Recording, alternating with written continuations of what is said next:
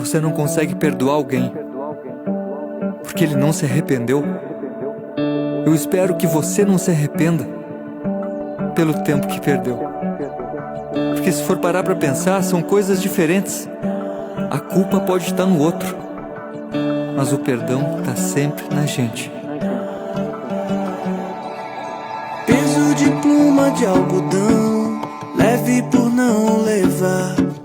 Deixa o passado onde está, não leva mais pesar. Perdi o medo do perdão, sem culpa nem culpa. Fiz do agora meu lugar, minha oração.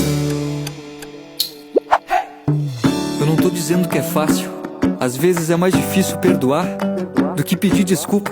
Só que talvez seja esse o desafio: resolver ou se curar do que te machuca. Até quando você vai conviver com esse vazio que vem do espaço imenso que a mágoa ocupa?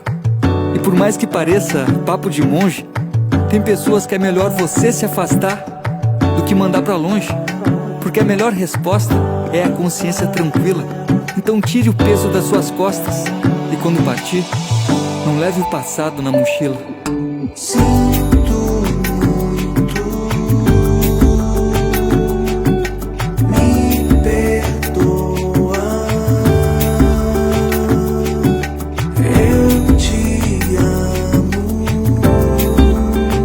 eu te agradeço.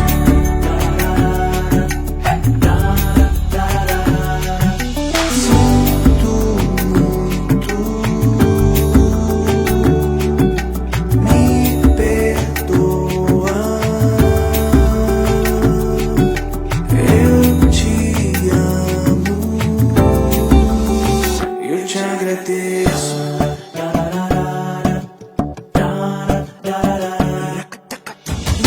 E por mais que pareça papo de monge, tem pessoas que é melhor você se afastar do que mandar pra longe, porque a melhor resposta é a consciência tranquila. Então tire o peso das suas costas e quando partir, não leve o passado na mochila.